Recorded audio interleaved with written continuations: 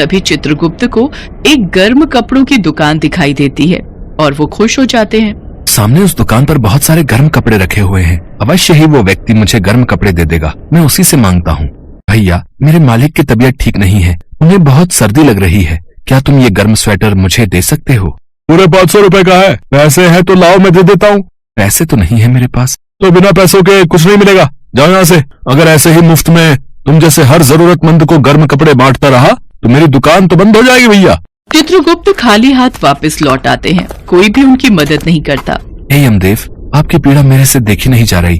आप सर्दी से बीमार हो रहे हैं। कृपा करके मुझे आज्ञा दीजिए कि मैं अपनी सच्चाई बताकर इन धरती वासियों से मदद ले सकूं। नहीं चित्रगुप्त, हम किसी को भी अपनी सच्चाई नहीं बता सकते।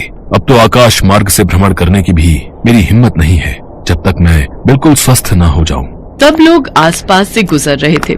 लोगों को नहीं पता था कि जिसे वो देखकर अनदेखा कर रहे हैं वे मृत्यु के देवता स्वयं धर्मराज हैं। पर सभी धरतीवासी एक से नहीं होते। जैसे कि बिमला नाम की एक गरीब मजदूर। बिमला मजदूरी के काम से घर लौट रही थी। उसकी नजर पेड़ के नीचे लेटे यमराज जी पर पड़ी, जो सर्दी से कांप रहे थे। अरे, इनको क्या हुआ? ये तो ठंड से कांप रहे हैं। आप दोनों ने कोई गर्म कपड़ा क्यों नहीं पहना है?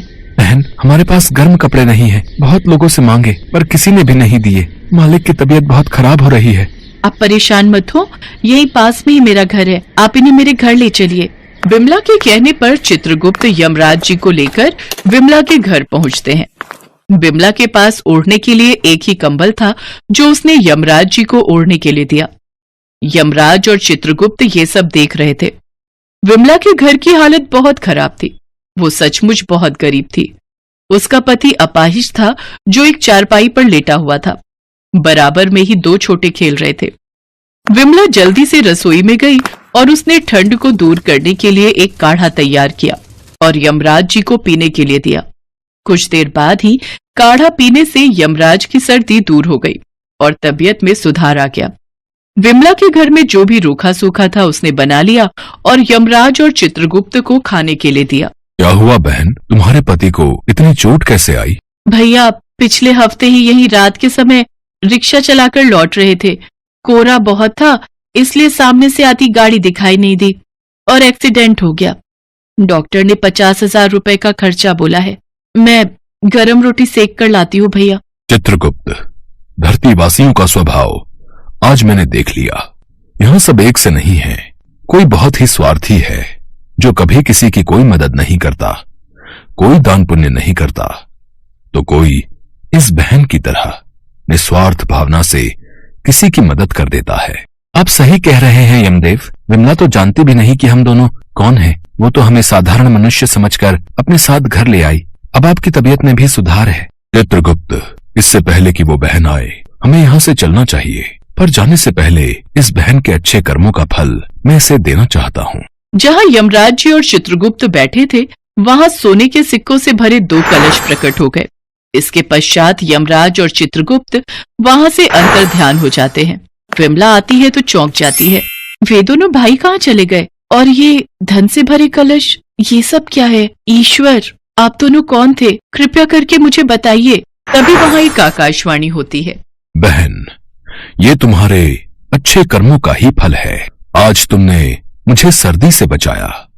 तुम्हारे पास एक ही गर्म कंबल था जो कि तुमने मुझे ओढ़ने को दिया। साथ ही मेरी और चित्रगुप्त की तुमने बहुत सेवा की, इसलिए तुम्हारी सेवा से प्रसन्न होकर ही मैंने तुम्हें ये धन भेंट में दिया है। अब इस धन की सहायता से तुम्हारे सारे दुख दूर हो जाएंगे। सदैव ऐसे ही सबकी निस्वार्थ भावना से मदद करना, जिससे तुम्हारे अच्छे कर्मों से तुम्हारे सारे दुख दूर होते रहेंगे। विमला की आंखों में खुशी के आंसू थे। उस धन सहायता से वो अपने पति का ऑपरेशन करवाती है, नया घर बनवाती है, पति के साथ मिलकर नया व्यापार भी खोलती है, बच्चों को अच्छे स्कूल में पढ़ने के लिए भेजती है।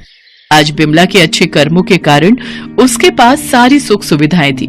साथ ही साथ विमला गरीबों को अपनी सामर्थ्य के अनुसार उचित दान भी दिया करती थी।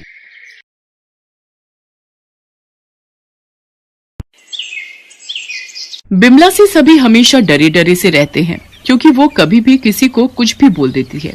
वो बहुत ही घमंडी और खुदगर्ज है। हमेशा दूसरों से झगड़ा करती है। बिमला से सभी परेशान हैं। गांव वाले मन ही मन बिमला की मृत्यु चाहते हैं। ये बुढ़िया पता नहीं कब तक रहेगी, हमेशा बस परेशान करती रहती है। बिमला के घर के पास रमेश नाम के एक आदमी का घर है। रमेश के आंगन में एक अमरूद का पेड़ है। एक दिन दोपहर को बिमला चुपके से उस पेड़ के नीचे जाती है और एक अमरूद तोड़ लेती है, और उसी वक्त रमेश ये देख लेता है। वो दौड़कर घर से बाहर निकलता है और कहता है, ये क्या, मेरे आंगन में घुसकर चोरी करते हुए तुम्हें शर्म नहीं आई? चोरी? मैं भला चोरी क्यों करूंगी? ये अमरूद का पेड़ मेरा है, मेरा। अरे वाह, पेड़ मेरे आंगन में है, मगर इसकी मालकिन तुम हो। और नहीं तो क्या, तूने जब जन्म भी नहीं लिया था तब मैंने ये पेड़ लगाया था। तो क्या हुआ, मैंने तो ये जमीन खरीद ली है ना, उस हिसाब से तो ये पेड़ मेरा हुआ। उन दोनों की लड़ाई चलती रही। आखिर मामला बिगड़ता गया और गांव के मुखिया मदन लाल चले आए। मदन लाल ने ये फैसला किया कि पेड़ रमेश का ही है। इस बात से गुस्सा होकर बिमला ने मदन लाल की बकरी चुरा ली और उसे बेच दिया। मदन लाल भी परेशान हो गया। उधर अपने कमरे में बैठकर बिमला सोचती रही कि इसके बाद किसको परेशान किया जाए। ऐसे ही दिन बीतते रहे और लोग परेशान होते रहे।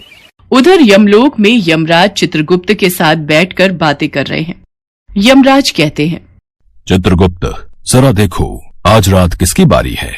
चित्रगुप्त अपनी